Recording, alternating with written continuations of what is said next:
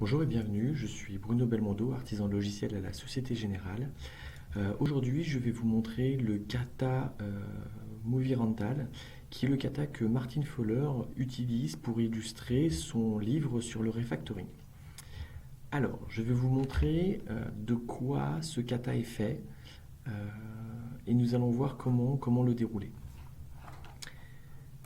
Au départ, on a une classe Customer qui est donc le client de notre service de location de films, qui a un nom, une liste de location de films, et qui a surtout, ici, une méthode statement qui nous permet d'afficher un compte-rendu de ce que le client a loué et du montant qu'il doit payer et des points de fidélité qu'il a obtenus. Alors j'ai dit beaucoup de « et » quand j'ai décrit le contenu de cette fonction. Ça nous donne une indication déjà, c'est que probablement elle fait beaucoup trop de choses. Et on peut voir d'ailleurs que le corps de la méthode est relativement long, j'arrive même pas à le faire tenir sur un écran, ce qui va être un problème pour la vidéo, et en pratique, qui de toute façon est un problème pour le développement en général. Donc l'objectif, c'est qu'à la fin, on arrive à faire afficher cette méthode et qu'elle tienne dans l'écran de la vidéo. Ce qui nous donnera un bon indicateur sur la qualité en fait de code associé. En plus de cette classe, on a donc une classe rental qui correspond à une location. La classe rental ici, en fait, c'est juste le lien entre un film et un nombre de jours qu'on a loué.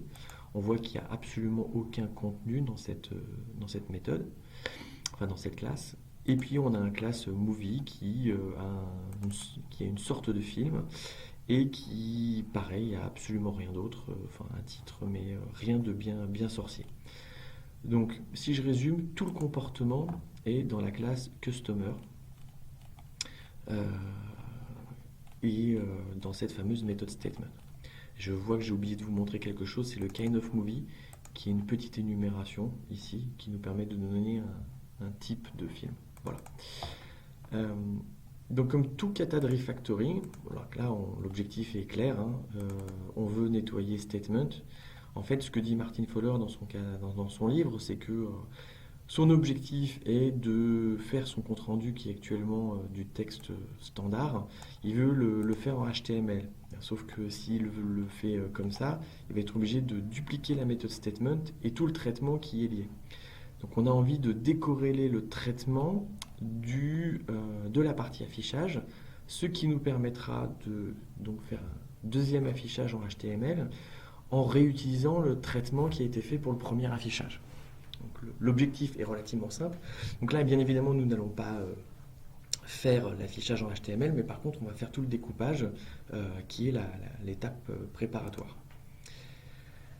Pour réussir à faire ça, étape numéro 1, la règle d'or dans le refactoring, j'ai besoin d'être en sécurité. Pour être en sécurité, ça veut dire que j'ai des tests et que ces tests me permettent de valider que je casse rien. Donc là, j'ai utilisé un utilitaire qui s'appelle ncrunch, qui me donne des petites pastilles sur le côté là. En gros, ça me donne ma couverture de test. Et quand une pastille est blanche, ça veut dire que ce n'est pas testé. Quand une pastille est verte, ça veut dire que c'est testé et ça fonctionne. Quand une pastille est rouge, ça veut dire qu'il existe au moins un de mes tests qui échoue. Donc, on va commencer par la couverture de test. Qu'est-ce que fait cette méthode? Tout simplement, elle affiche un statement, enfin ce qu'on appelle un statement, un compte rendu pour un client donné. Je vais commencer par faire une découverte un petit peu de ce que fait en fait cette classe. Donc on va écrire un test. Et pour l'instant, on va voir, je vais découvrir.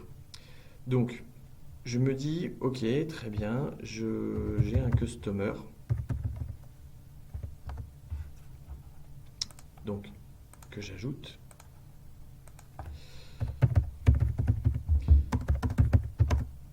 Je crée mon customer. Et tiens, je dois lui donner un nom. Pour l'instant, je vais lui donner nul. On verra bien plus tard. Et je vais essayer de voir, tiens, qu'est-ce qui se passe si j'appelle la méthode statement. Donc la méthode statement retourne une chaîne. Donc je vais la tester avec une chaîne vide. Ce que je suis en train de faire, c'est ni plus ni moins de la découverte de la fonctionnalité. Alors là, j'ai mon N-Crunch, donc ici mon utilitaire, qui me dit il y a eu un problème. Je m'attendais à une chaîne vide, mais j'ai eu un résultat, j'ai eu quelque chose. Alors, je vais lancer les tests manuellement à côté, ce qui m'obligeait à les construire. Voilà. Pourquoi je fais ça? Tout simplement pour avoir cette fameuse petite fenêtre de test où j'ai le résultat. Pourquoi est-ce que j'ai le résultat? Parce que je n'ai pas envie de m'ennuyer à tout recopier, enfin tout imaginer. Je sais que le comportement est exact. On est sur un kata refactoring. Je ne suis pas là pour corriger des bugs. Je suis là pour rendre le code plus joli. Donc je relance les tests. C'est pas encore tout à fait exact. Voilà, il me manquait la fin de la phrase. Ok, donc j'ai fait un simple copier-coller qui me permet de générer la phrase attendue. Donc voilà. Donc ici, je vais la sortir pour que ce soit plus lisible dans mes tests. Je fais un introduce variable. Voilà. Je vais l'appeler expected. Voilà, très bien. Donc expected, on s'attend à avoir cet affichage-là qui se fait quand on appelle customer statement avec avec rien du tout en fait. J'ai juste créé un customer. Bon, j'ai un peu triché, je lui ai passé nul comme nom. Je vois que ça tourne quand même. Il n'y a pas de problème.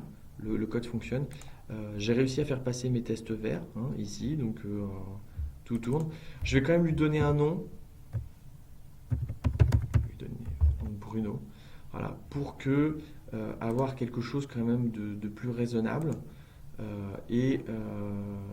Donc du coup, je vais relancer mes tests pour avoir la chaîne de caractères, ce qui me manquait. Donc effectivement, c'est le Bruno ici. On se doute bien que dans le compte rendu, il y a le nom qui est affiché. Voilà. Et voilà, mes pastilles sont vertes, ça fonctionne. Je peux relancer mes tests, mais comme mon utilitaire me dit que les tests sont verts, il n'y a pas de raison que quand je les lance par un autre biais, ça ne fonctionne pas. Donc là, qu'est-ce que j'ai fait? En fait, j'ai en fait un compte rendu basique quand on n'a pas fait quand on n'a rien fait, c'est-à-dire qu'on a créé un utilisateur. En l'occurrence, quand on n'a pas loué de film. Donc je vais nommer mon test. Je vais dire should print default statement when no runtime. Alors maintenant, on va essayer d'aller un peu plus vite.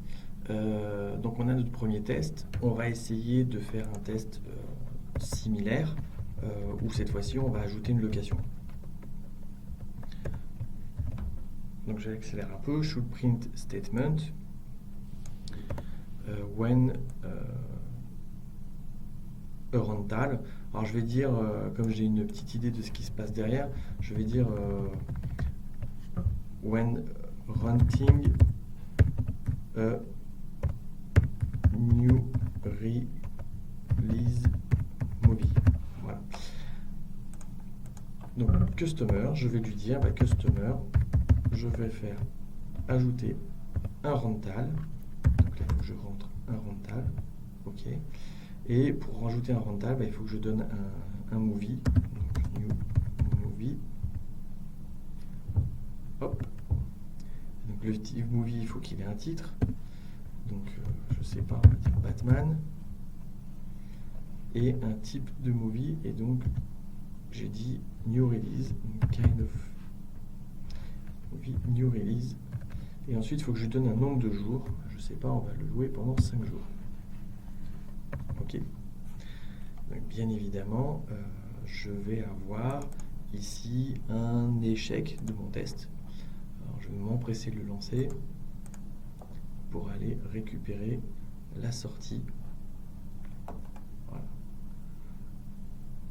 Et donc, hop, je peux rajouter dans mes tests ici.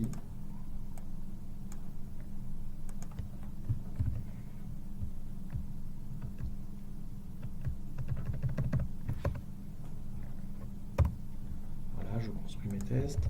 C'est toujours pas bon. je relance les tests, hop. Et donc maintenant j'ai 2 points de fidélité, super.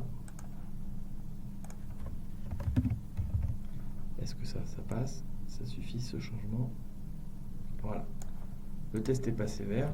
Donc je vais pouvoir réaliser ce test. En fait, je vais le réaliser 3 fois puisqu'il y a 3 types de films.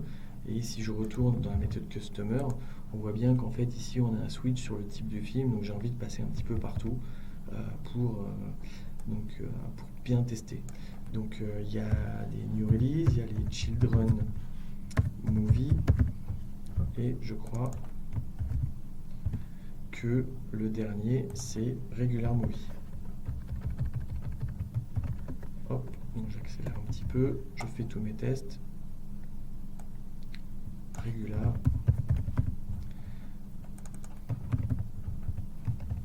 Voilà. Donc, bien évidemment, les tests sont rouges. Je vais les relancer. Celui-là, donc le Children Movie. J'ai la chaîne jusqu'au bout, donc ça devrait être relativement efficace. C'est faux à partir du 15. Voilà. J'ai corrigé, donc ce test-là passe. Je vais lancer le dernier qui lui ne passe pas. Et donc pareil, c'est faux à partir du 15.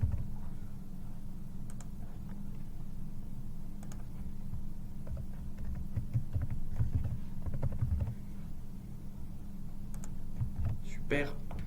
Alors super. Là maintenant j'ai mis les 3 types de films. J'ai mis un moment où j'avais pas de film. Retournons voir notre méthode Customer. Donc là je regarde. Ouh là là, c'est super. J'ai toutes les pastilles vertes. J'ai l'impression que j'ai augmenté ma couverture de test plutôt sympathiquement. À vrai dire, j'ai tout qui est vert. Si je me disais, là, j'ai fini ma couverture de test, c'est que je ferais preuve d'un sens critique qui est assez mauvais. En pratique, il y a des choses qui ne vont pas. Si je regarde bien le code, prenons un exemple au hasard.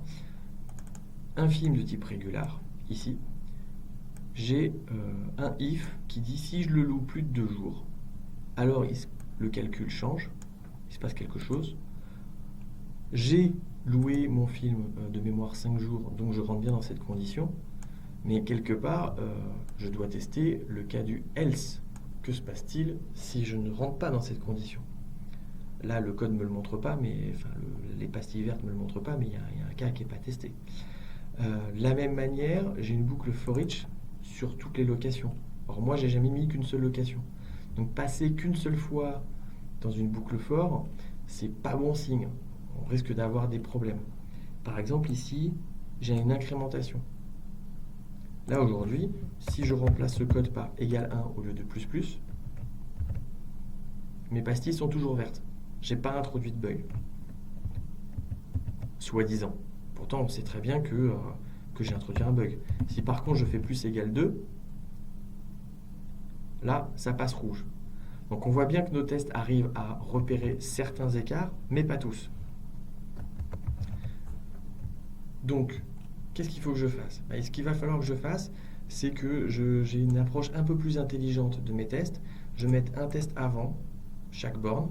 Donc, il va falloir que je mette, je loue un film pendant 2 jours et je le loue pendant 3 jours ici, pour les régulars. Je loue un film Children pendant 3 jours et pendant 4 jours. Comme ça, je me mets des 2 côtés de la borne pour vérifier que je teste bien. Pour un film de type New Release, ici, il va falloir que je me mette à 1 et à 2 pour vérifier les tests.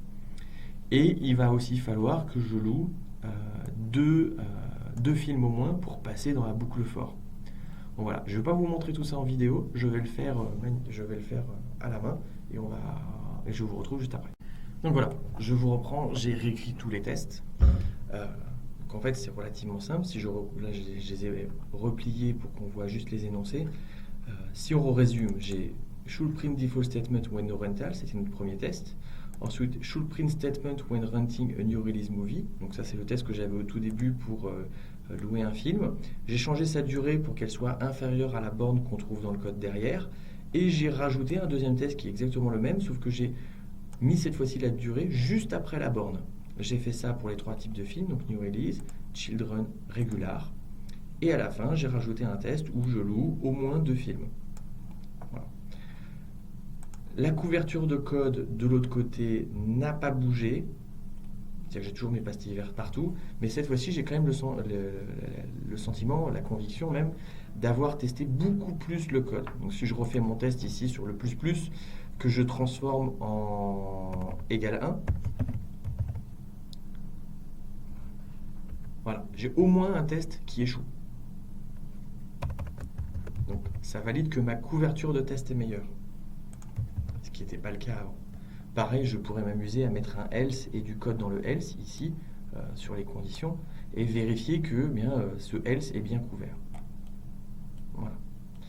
Et donc, maintenant que j'ai fini ma couverture de test, je vais pouvoir commencer le refactoring.